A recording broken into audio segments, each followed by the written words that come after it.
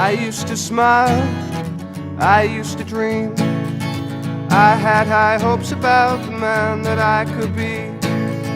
I fell in the river and I got pulled down, but I keep my head up second time around. Cut. Lovely.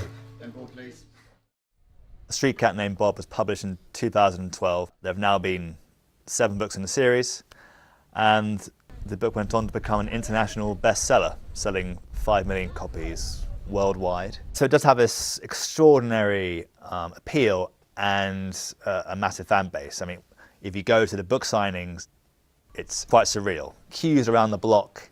We're not just making the film for them, but we don't want to disappoint them. It was always a tricky adaptation in terms of how to deal with the story of James and Bob, and also dealing with James's story, which is, you know, recovery from addiction. I do hope the fans will really enjoy the balance we found in telling these 2 sides of the story.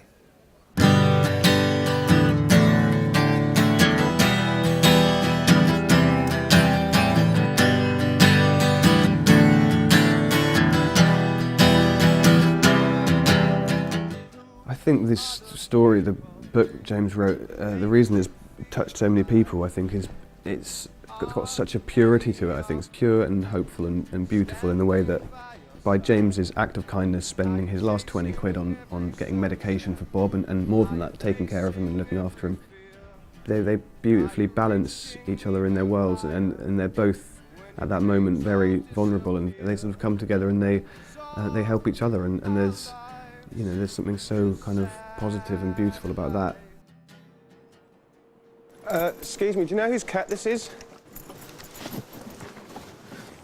What did you do to it? Me, I didn't do anything. I just found him over there. He's bleeding. Don't just stand there. Betty is a firecracker who James meets, and Betty comes into his life with her own past that she's dealing with. She helps mend Bob and introduces a new side of life to James. She is the brightness in this world of darkness for him. She's an example of how you can go through grief and loss in your life and use it in a positive fashion. She's taken that loss and turned it into compassion. The Christmas scene is a beautiful scene between Betty, James and Bob, because it's a moment in their lives where they can feel joy and happiness, and they've all come together, and at a time when the rest of the world is celebrating with their families, they've chosen to celebrate with themselves, and they're having a happy Catmas instead of a Merry Christmas. This is a Christmas song for Betty and Bob. You need this in your life. You need this in your life today.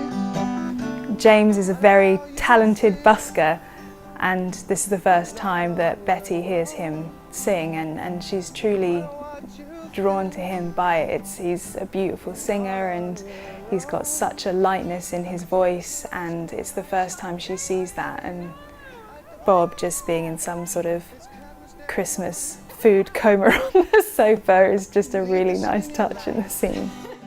Working with Rita was lovely. Yeah, she's brilliant. We had the first 2 weeks basically when we were just doing our scenes together. In the whole Christmas sequence, yeah, we get into a bit of a song at one point. Need this in your life. Okay, cut.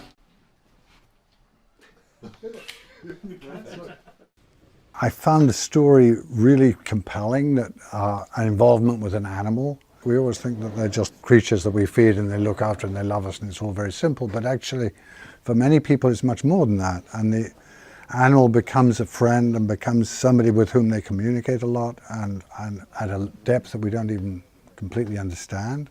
It's an amazing relationship, and you can see that it is far beyond the usual, and that both sides accept the other on a different kind of level, an intuitive level. It's fascinating. The cat does things that no other cats would do. Go in the middle of the traffic, ride on buses, ride on bikes, all sorts of things. And it does it, I think, just because it's with the right person. Roger's passion and love of creating moments between animals and human beings is so lovely to watch. He gets a real genuine thrill and excitement from it. I can see on his face. You give me a high five? The real James is there, and he's obviously lived through a lot of these moments. I've played real life people before, but not when they're living and not when they're there on set and passing their own cap from his shoulders to mine before a take. It's very sort of surreal. Some days though it's really strange. Yesterday being at the Big Issue office where he'd actually been and had this exact interaction. And action. You know they say weed is a gateway drug. Yeah, I'm a little familiar with the concept. The big issue is the gateway opportunity. We'll start you off with a handful of free ones, just like a pusher, right? You sell those, the next ones you buy from us. Sell them, make a little profit, buy even more. After a while, you'll get better territories, work your way up, etc., etc. And if you can't sell them, we don't buy them back. So you've got a plan. And you get one designated territory, poaching anyone else, and you're done. Period. Boom. Clear? Boom, clear.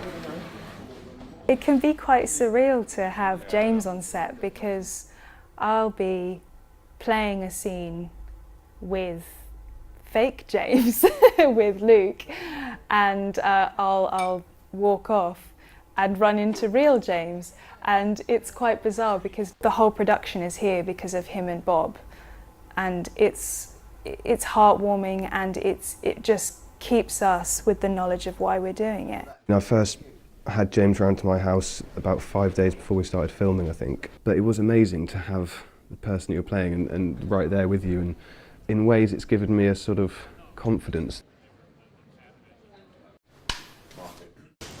What are you going to do now? Well, first thing, I've got to find a way to thank you. Oh, come here. Oh, sorry, did I hurt you? In a good way. Sorry. It's fine. All right, come on, mister. Come on, up you come. Up you come, come on. Come on, good boy. All right. You take care of yourself. And you. We are somewhere in London. I'm not quite sure exactly where we are. In a semi-derelict building, which has been Val's office. The set is where Luke's character James would have come to meet his key worker every 2 weeks when he's on the methadone treatment programme. Luke's built this fantastic character, and when you meet James, Luke really has got his mannerisms and his voice, his accent, all these things really, really down to a T. You got yourself arrested and you didn't get your methadone. James, you are so close, don't lose it now. It wasn't my fault, all right? None of this, it wasn't my fault. It's been wonderful to be able to speak to James and ask him questions about, you know, is this realistic? Is this how somebody of, you know, in my character's job would be? And, you know, so it's been really, really, really helpful. And the real Bob is the best trained cat we've had. He's amazing.